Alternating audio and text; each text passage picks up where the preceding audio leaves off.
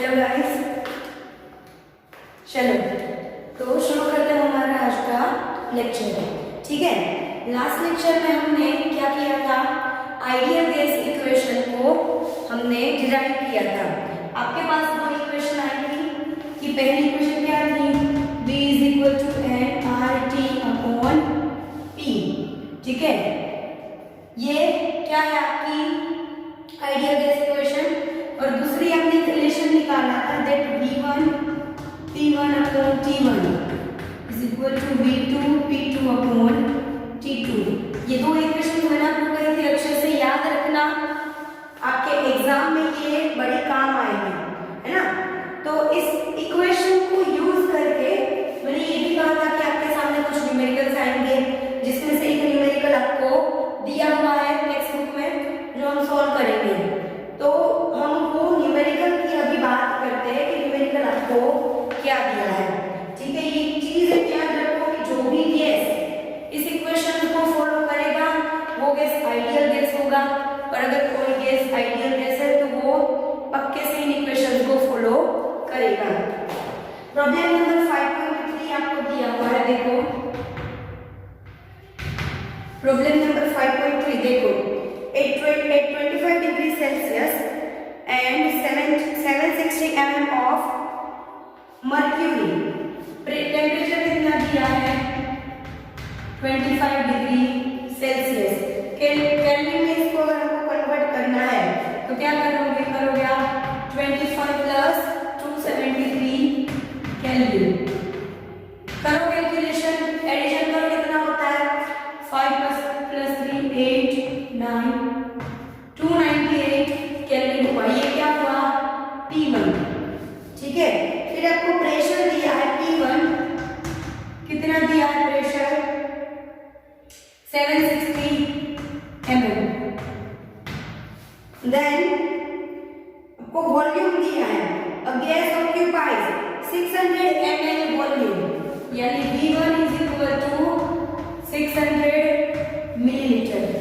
ठीक है, what will be its pressure at height where temperature change हो रहा है, T2 हो जा रहा है आपका 10 डिग्री सेल्सियस, टेम्परेचर कम हुआ 10 डिग्री सेल्सियस मतलब 10 प्लस 273 केल्विन यानी कि 283 केल्विन, टेम्परेचर कम हो गया। एंड वॉल्यूम V2 जो है वो आपका कितना हो गया 640 ml। ठीक है, तो आपको फाइंड करना है प्रेशर P2, आपको फाइंड करना है। आपके पास इक्वेशन है, कौन सी equation, combined gas equation. Combined gas equation पढ़ा है आपने, एक सेकेंड,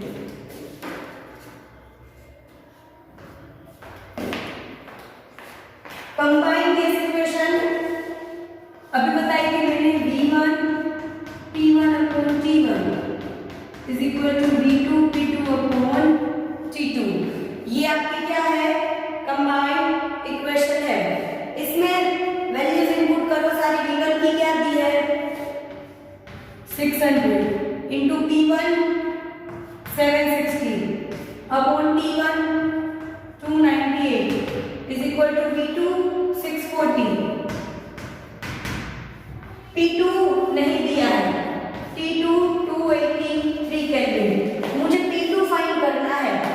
मैं क्या करूंगी, इसको यहाँ पे मल्टीप्लिकेशन में भेजूंगी, इसको यहाँ पे डिवीजन में भेजूंगी, तो क्या हो जाएगा P2 is equal to 600 into 760 into 283, division में 298 इंटू 640 करो, पूरी कैलकुलेटर में कैलकुलेट करो इसको, इन तीनों को मल्टीप्लाई करो, फिर इससे डिवाइड करो, और जो आंसर है उसको फिर इससे भी डिवाइड करो। तो आंसर आपको कितना मिल रहा है, तो your answer will be 676.6 ml। ये मिल गया आपको आपका P2। ठीक है,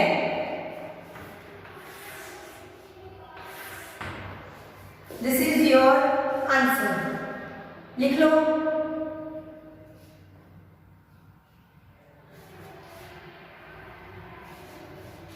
लिख लिया पोज करके? चलो, तो एग्जाम में सिर्फ P2 नहीं, एग्जाम में ना क्या होगा, शायद ये P2 नहीं दिया होगा, P2 दिया होगा, या P2 नहीं दिया होगा, बाकी दोनों दिए होंगे, तो 6 में से कोई भी आ सकता है। ओके, ये सिर्फ एक एग्जांपल था। इसमें 6 के 6 प्रॉपर्टीज में से कोई भी एक प्रॉपर्टी आपकी अननोन हो सकती है, जो आपको फाइंड करनी पड़ेगी। चलो, अभी हम देखते हैं कि हमारा जो ये आइडियल गैस का हमारे पास इक्वेशन आया, उस इक्वेशन का डेंसिटी और उसके मोलेकुलर मास का क्या रिलेशन है। ठीक है, हम देखते हैं density and molecular mass of substance, लेकिन कैसा, गैसियस।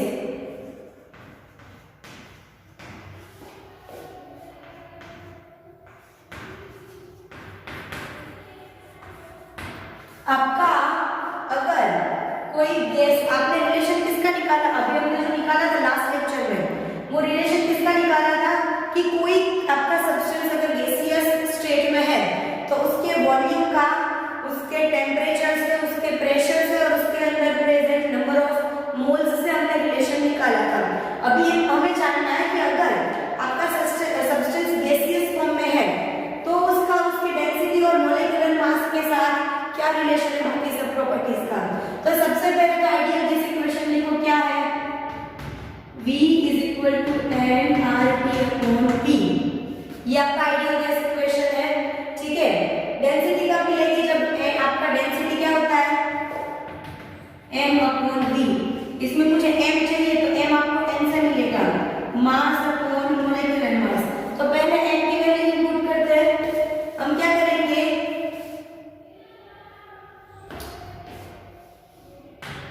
ये पूरा n जो है वो यही रहने दो, v यहाँ पे भेज दो और ये यहाँ पे दो, v इधर, ये इधर, ये कैसे हो जाएगा, देखो PV = nRT। अभी इसमें से RT में इधर भेज रही हूँ, तो PV/RT = n। फिर मुझे ये v यहाँ पे डिवीजन में लाना है, तो P/RT = n/v। अभी n की वैल्यू आप इनपुट करो, तो P/RT = m/m × v, क्योंकि m क्या होता है, total mass upon molecular mass, लेकिन m/v क्या हो जाता है, डेंसिटी हो जाता है। तो P/RT क्या हो गया, डेंसिटी अपॉन मोलेकुलर मास। तो आप ये कह सकते हो कि यहाँ पे डेंसिटी जो है, ये मोलेकुलर मास यहाँ पे इनवर्सली प्रोपोर्शनल है, या दोनों भी अलग अलग। पहले मुझे डेंसिटी का फॉर्मूला डिराइव करना है, तो मैं क्या करूंगी, m को सामने भेजूंगी, तो D हो जाएगा mP/RT, ये हो गया डेंसिटी का फॉर्मूला। और अगर मुझे मोलेकुलर मास का फॉर्मूला चाहिए तो मैं क्या करूंगी, मुझे मोलेकुलर मास चाहिए, बाकी सब सामने भेज दो, RT D के साथ मल्टीप्लिकेशन में और नीचे P। तो ये हो गया आपका मोलेकुलर मास का फॉर्मूला, ये हो गया डेंसिटी का फॉर्मूला। और ये जितने भी फॉर्मूला हमने डिराइव किए ना, पूरी देखो, कहीं कभार क्या हो सकता है कि आपको डेंसिटी पूछ ले, कभी कभार ये मास पूछ ले, या कभी कभार आपको मोलेकुलर मास पूछ ले। तो ये जो हमने फॉर्मूला डिराइव के लिए किए हैं, वो किसके लिए किए हैं, तो जब भी आपका सब्सटेंस जब गैसियस फॉर्म में दिया है और उसकी आपको डेंसिटी पूछी है डिराइव करने की, या मोलेकुलर मास पूछा है डिराइव करने का, या टोटल मास पूछा है डिराइव करने का, तो आपको पता होना चाहिए कि आपका मेन फॉर्मूला जो है ये, इसमें से कितनी वैरायटी के आप फॉर्मूला बना सकते हो, इसमें से कितनी वैरायटी आप कर सकते हो। एक तो 1 2 3 4, ये तो नोन है, 1 2 3 4, 4 चीजें इसमें से फाइंड कर सकते हो। पांचवी चीज आई मास, वो इसमें से फाइंड कर सकते हो। आपके पास आया डेंसिटी, यहाँ से फाइंड कर सकते हो। 7th आपके पास आया मोलेकुलर मास, वो यहाँ से आप फाइंड कर सकते हो, ठीक है। और अगर वो तो हमारे पास यही कंबाइंड वाला फॉर्मूला जो हमने अभी अभी न्यूमेरिकल में किया, तो इसके हर एक स्टेप में जितनी जितनी फिजिकल क्वांटिटी आपने यूज की ना, हर एक क्वांटिटी न्यूमेरिकल के फॉर्म में आपके पास पूछी जा सकती है कि इसका प्रेशर इतना है, टेम्परेचर इतना है, ठीक है, वॉल्यूम इतना है, मोलेकुलर मास इतना है, तो उसका टोटल अमाउंट ऑफ गैस हमने कितने ग्राम लिया है वो फाइंड करो। या पूछ सकते हैं कि मोलेकुलर मास इतना है, प्रेशर इतना, टेम्परेचर इतना, तो डेंसिटी फाइंड करो।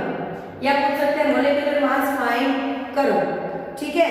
तो ये आपको फॉर्मूला सारे, या तो आपको एक तरीका ये आना चाहिए कि इसमें से आप सब डिराइव करके जान लो कि मुझे ये यूज करना है, या तो सारे के सारे याद रखो, ये वाला याद रखो, ये वाला याद रखो, ये वाला याद रखो, ये वाला याद रखो। बट आई विल सजेस्ट कि आप डेरिवेटिव जैसे ये डिराइव कैसे करते हो वो याद रखो। अलग अलग फॉर्मूला याद करोगे, पी का टी हो गया तो पूरा गलत हो जाएगा।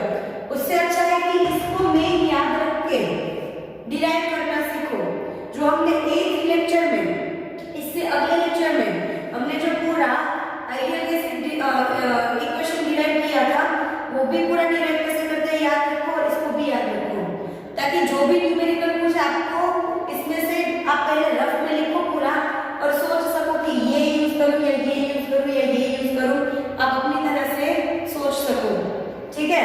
इसलिए होमवर्क में आपको क्या करना है, न्यूमेरिकल खुद से वापस सीखना है, और ये बिना देखे खुद से डिराइव करने हैं ये दोनों इक्वेशन, जो बहुत इजी है, ज्यादा कुछ है नहीं, ठीक है। तो आज के लेक्चर में बस यही रखते हैं। नेक्स्ट थियरी जो है वो बड़ी लंबी है, तो अभी स्टार्ट करेंगे तो आधी होगी, उसमें मजा नहीं आएगा। उससे अच्छा है नेक्स्ट लेक्चर में पूरी थियरी एक साथ पढ़े, ठीक है। चलो बाकी मिलते हैं हम लोग हमारे नेक्स्ट लेक्चर में।